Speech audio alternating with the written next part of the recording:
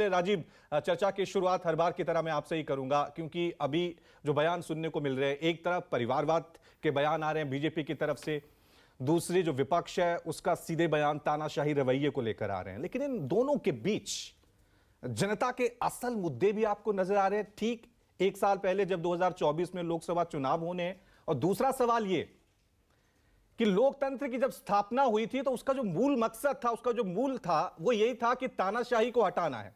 लोकतंत्र की जब स्थापना हुई थी तो उसका मूल मकसद था कि समाज में, किसी भी देश में परिवारवाद, वंशवाद, इनको खत्म करना है। आज जब हम 21वीं सदी में, आज जब हम आजादी के 75-76 साल बहुत आगे निकल गए हैं, उन सब के बीच आज देश की राजनीति में परिवारवाद क्यों बचा हुआ है? आज देश की राजनीति में तानाशाही रवैये को लेकर क्यों सवाल उठ रहे हैं? कैसे देख रहे हैं आप ये जो बयानबाजी हो रही है?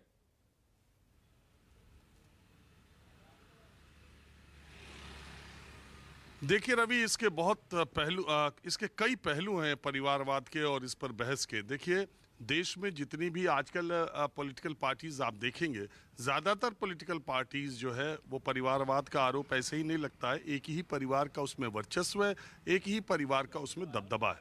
लेकिन आयरनी ये है, विडंबना ये है कि देश में जितनी पार्टियां हैं वो सब परिवारवाद से ग्रस्त है।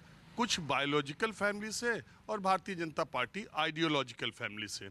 सबके अपने परिवार हैं और उसके परिवार के सदस्य हैं, और यहाँ संघ परिवार है जो भारतीय जनता पार्टी का सब कुछ तय करता है। अगर भारतीय जनता पार्टी इससे इनकार करे तो मैं बहुत सारे केसेस, बहुत सारी आपको घटनाएं बता सकता हूं कि जब नेता विपक्ष के तौर पर लोकसभा में लाल कृष्ण आडवाणी से किस तरह से संगठन मंत्री जा करके या उस समय संघ ने दबाव बनाकर किस तरीके से उनको पद से हटाया था, और पद से ही नहीं हटाया, भारतीय जनता पार्टी के संस्थापक सदस्य होने के बावजूद आज वो कहाँ है ये भी सबको पता है।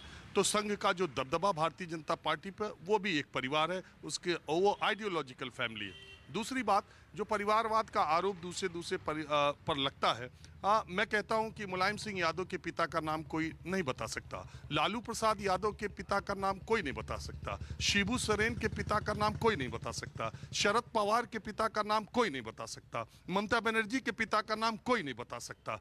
ये सारे नेता अपने दमखम, अपने कौशल, अपने राजनीतिक समझ की वजह से अपने अपने क्षेत्रों के छत्रप हुए। नीतीश कुमार के पिताजी का कोई नाम नहीं बता सकता, मायावती के पिता का नाम कोई नहीं बता सकता, काशी राम के पिता का कोई नाम नहीं बता सकता। लेकिन ये सारे लोगों ने अपने अकेले दम पर अपने कौशल, अपने राजनीतिक संगठन, अपनी क्षमता, अपनी बुद्धि, अपने विवेक, अपने समीकरणों से एक पार्टी खड़ी कर दी। और न सिर्फ पार्टी खड़ी की, वो पार्टियां अपने अपने राज्यों में लंबे समय तक शासन करती रहीं और वो मैटर करती रहीं। केंद्रीय स्तर की राजनीति को इन लोगों ने प्रभावित किया। अब सवाल उठता है कि उनके बाद उस पार्टी का उत्तराधिकारी कौन हो। चूंकि एक व्यक्ति ने पार्टी खड़ी की है, तो इसलिए उस पार्टी की आस्था, उस पार्टी के कार्यकर्ताओं को एकजुट रखने में, वो पार्टी अगर दूसरे के हाथों में चली जाए, अब मिसाल के तौर पर मान लीजिए कि समाजवादी पार्टी अमर सिंह या आजम खान या किसी दूसरे बड़े नेता के हाथ में आज गई होती, तो क्या समाजवादी पार्टी एक होती या कितने टुकड़ों में बढ़ जाती, इसका अंदाजा आप लगा सकते हैं। ठीक इसी तरह से आरजेडी अगर तेजस्वी के पास न जाकर किसी और के पास जाती, वहाँ बहुत बड़े बड़े नेता हैं, तो आज आरजेडी एक होती या कितने टुकड़े होते, ये एक अलग बात है। तो एक ये राजनीतिक सच्चाई है कि इन लोगों ने अकेले दम पर पार्टियां खड़ी की है और उन्हीं का परिवार चल रहा है। जब तक कांग्रेस पार्टी में ही अगर गांधी परिवार का दबदबा कि उनकी पीढ़ी का कोई व्यक्ति नेहरू सरनेम रखने से डरता क्यों है? Prime Minister directly insults me. He says, why is your name Gandhi and not Nehru? So the Prime Minister of the country directly insults me, but his words are not taken off the record. But it does not matter because the truth always comes out. ये मोगैम्बो है। Mister India अगर आप याद करें तो उसमें यही है ना, मोगैम्बो यही चाहता था कि देश में एक दूसरे के साथ लड़ाई हो जाए, लोग आपस में लड़ते रहे और वो लड़ाई में व्यस्त रहेंगे तो मैं राज करूंगा।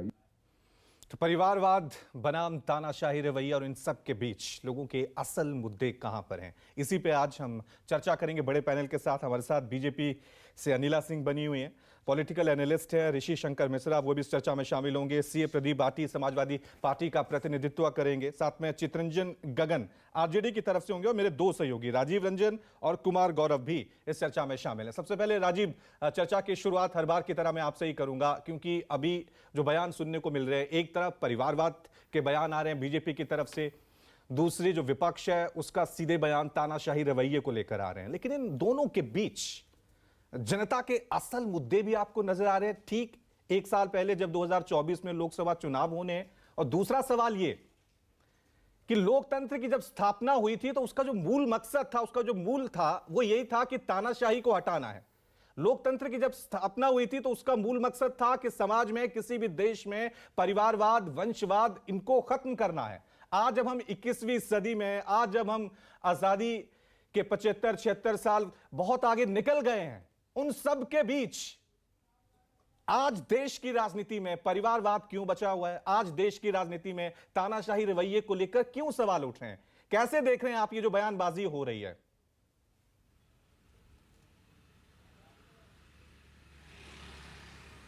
देखिए रवि, इसके कई पहलू हैं परिवारवाद के और इस पर बहस के। देखिए, देश में जितनी भी आजकल पॉलिटिकल पार्टीज आप देखेंगे, ज़्यादातर पॉलिटिकल पार्टीज जो है वो परिवारवाद का आरोप ऐसे ही नहीं लगता है। एक ही परिवार का उसमें वर्चस्व है, एक ही परिवार का उसमें दबदबा है। लेकिन आयरनी ये है, विडंबना ये है कि देश में जितनी पार्टियां हैं वो सब परिवारवाद से ग्रस्त है। कुछ बायोलॉजिकल फैमिली से और Bharatiya Janata party ideological family से। सबके अपने परिवार हैं और उसके परिवार के सदस्य हैं, और यहाँ संघ परिवार है जो भारतीय जनता पार्टी का सब कुछ तय करता है। अगर भारतीय जनता पार्टी इससे इनकार करे तो मैं बहुत सारे केसेस, बहुत सारी आपको घटनाएं बता सकता हूं कि जब नेता विपक्ष के तौर पर लोकसभा में लाल कृष्ण आडवाणी से किस तरह से संगठन मंत्री जाकर के या उस समय संघ ने दबाव बनाकर किस तरीके से उनको पद से हटाया था, और पद से ही नहीं हटाया, भारतीय जनता पार्टी के संस्थापक सदस्य होने के बावजूद आज वो कहाँ है ये भी सबको पता है। तो संघ का जो दबदबा भारतीय जनता पार्टी पर, वो भी एक परिवार है, उसके वो आइडियोलॉजिकल फैमिली है। दूसरी बात, जो परिवारवाद का आरोप दूसरे पर लगता है, मैं कहता हूं कि मुलायम सिंह यादव के पिता का नाम कोई नहीं बता सकता, लालू प्रसाद यादव के पिता का नाम कोई नहीं बता सकता, शिबू सोरेन के पिता का नाम कोई नहीं बता सकता, शरद पवार के पिता का नाम कोई नहीं बता सकता, ममता बनर्जी के पिता का नाम कोई नहीं बता सकता। ये सारे नेता अपने दमखम, अपने कौशल, अपने राजनीतिक समझ की वजह से अपने अपने क्षेत्रों के छत्रप हुए। नीतीश कुमार के पिताजी का कोई नाम नहीं बता सकता, मायावती के पिता का नाम कोई नहीं बता सकता, काशी राम के पिता का कोई नाम नहीं बता सकता। लेकिन ये सारे लोगों ने अपने अकेले दम पर अपने कौशल, अपने राजनीतिक संगठन, अपनी क्षमता, अपनी बुद्धि, अपने विवेक, अपने समीकरणों से एक पार्टी खड़ी कर दी। और न सिर्फ पार्टी खड़ी की, वो पार्टियां अपने अपने राज्यों में लंबे समय तक शासन करती रहीं और वो मैटर करती रहीं। केंद्रीय स्तर की राजनीति को इन लोगों ने प्रभावित किया। अब सवाल उठता है कि उनके बाद उस पार्टी का उत्तराधिकारी कौन हो।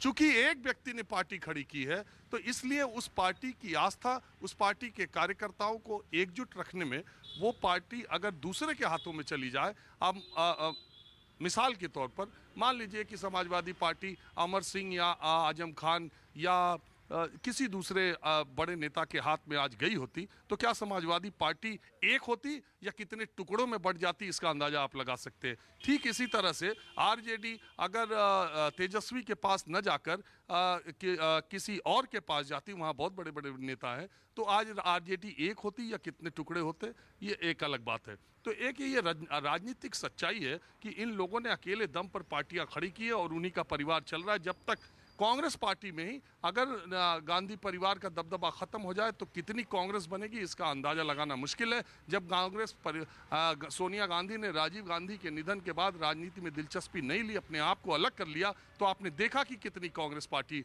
कैसे कांग्रेस पार्टी टूट गई सीधे सीधे तिवारी कांग्रेस बन करके। तो इसलिए ये बात भारत के लोकतंत्र की ये सच्चाई भी है, विडंबना भी है, कड़वी सच्चाई है कि ये परिवारवाद का आरोप आप बहुत आसानी से लगाते हैं, बीजेपी इस पर लगाती है, और ये ऐसा आरोप है जो आदमी को सीधे सीधे समझ में आता है। ये इस बात पर बहुत सारे लोगों को आपत्ति है कि अखिलेश यादव के अंदर ऐसी क्या सी क्वालिटी है कि अगर वो मुलायम सिंह के बेटे नहीं होते तो क्या होते हैं। आज तेजस्वी अगर लालू यादव के बेटे नहीं होते तो क्या होते, अगर उद्धव ठाकरे बाला साहब के बेटे नहीं होते तो आज क्या होते। तो ये सवाल लोगों के दिमाग में उठता है। और दूसरी बात ये कि सिर्फ बाला साहब के बेटे उद्धव ठाकरे ही नहीं, उद्धव ठाकरे के बेटे आदित्य ठाकरे भी, और उसी तरह से कल मुलायम सिंह कल अखिलेश यादव के बेटा बेटी अगर आगे आते हैं या उनके भाई परिवार के, तो ये सवाल उठता है और ये सवाल जनता के जहन में सीधे जाता है। और भारतीय जनता पार्टी इस मौके का फायदा हमेशा से उठाती है और उठाती रहेगी, क्योंकि ये बात जनता तक समझ में आती है।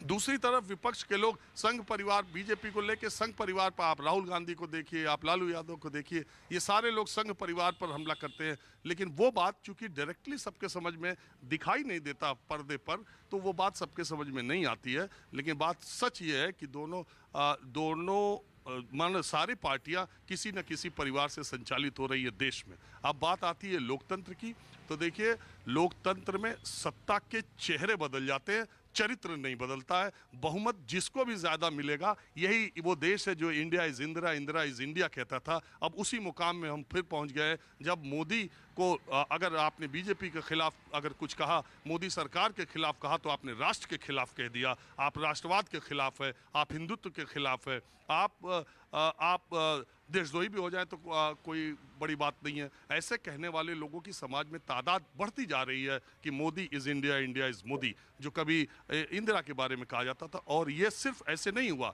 ये चुनावी जीत से हुआ है और लोकप्रियता की वजह से हुआ है। एक समय इंदिरा गांधी की जो लोकप्रियता थी, हम लोगों ने वो लोकप्रियता देखी नहीं है, पढ़ी है। लेकिन जो हम देख रहे हैं हमारे होशो हवास में, प्रधानमंत्री नरेंद्र मोदी जैसी लोकप्रियता आज तक किसी नेता की हमने अखिल भारतीय स्तर पर नहीं देखी। और जो जन समर्थन चुनावी राजनीति में उनको मिल रहा है केंद्र की यानी लोकसभा चुनाव में, तो वो जो सत्ता की ताकत है, वो जो सत्ता का बहुमत है और जिस तरह से उनका करिश्मा चल रहा है, तो ये अपने साथ अच्छाइयों के साथ कुछ बुराइयां भी लाता है। उस तरफ भी विपक्षी दल जो इशारा करते हैं, वो बहुत ऐसा नहीं है कि खोखले आरोप है, बहुत सत्ता अपने साथ कुछ बुराइयां लेकर आती हैं और वो किसी पार्टी और किसी नेता के साथ होता रहता है। नमस्कार, मैं हूं मानक गुप्ता।